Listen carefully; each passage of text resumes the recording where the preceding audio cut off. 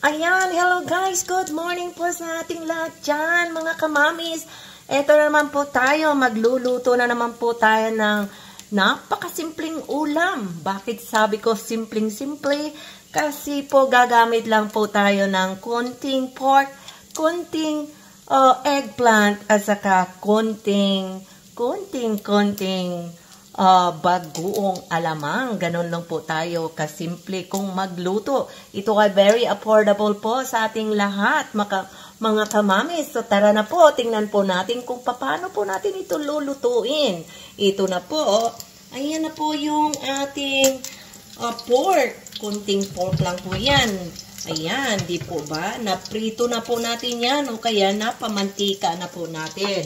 So, ilagay na po natin yung ating bawang. Yan na po yung ating bawang. Yan, always lang po talaga natin igigisa. Para po, pampalasa po yan. At saka mabango din po yung ating niluluto. Ayan. Baghagya lang po na gagawin natin brown yung ating garlic or yung ating tinatawag na bawang. Ayan. Ayan po. Tapos, ilagay na po natin yung ating sibuyas. Ayan. Ayan po, diba? Ganito lang po ang pagluluto ng simpleng lutong bahay lang po ito. Mga kamamis. Yung mga kamamis na mahilig magluto ng mga mabilisang luto. Ito, ganito lang pong pagluluto. Tapos, ihalo na lang po ulit natin. Ganon po yung gagawin natin. Pamantikain po natin lagi ang ating pork bago po natin yan igigisa. Ayan, meron na po tayong ulam na very simple. Yan siguro po yung ibang mamis, hindi pa po ito alam or yung nakakaalam naman po, yan i-share na lang po natin sa hindi pa po nakakaalam kung paano po iluto ang ating eggplant with the bagoong alamang. Ayan. So, ayan, ready na po natin ilagay yung ating eggplant. So, ito na po, oh. Napakadami po ng ating eggplant. Pero, mamaya-maya po yan.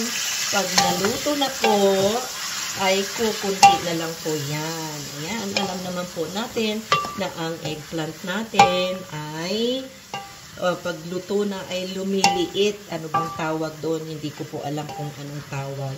Ayan po. So, ayun na po. Very simple po. Konting bawang at saka sibuyas. Konting pork na pinamantika natin or ating naprito. Tapos, ito na po yung ating eggplant. So, ayan na po mga kamamis. So, hintayin po natin maluto itong ating eggplant. Tapos po natin ilagay yung ating bagoong alamang. Ito po yung ating bagoong alamang. Very yummy po yan. Tapos, lagyan po natin ng kunting siling labuyo mamaya pag naluto na. So, yan.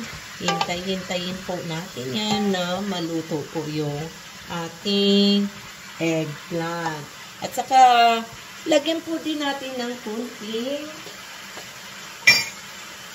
sabaw yung ating niluluto.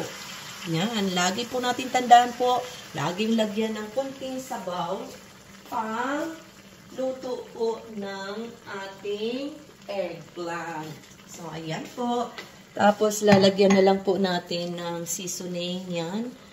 Like, patis o kaya yung ating seasoning. Ayan, seasoning na hindi pwedeng banggitin. Ayan po. So, ganun lang po yun. Kasimple. Hintayin na lang po natin na maluto itong ating eggplant. Ayan po. Thank you for watching po. Ayan. Papakita ko ulit po mamaya kung paano po natin ilagay ang ating bagoong alamang. Ayan. Thank you.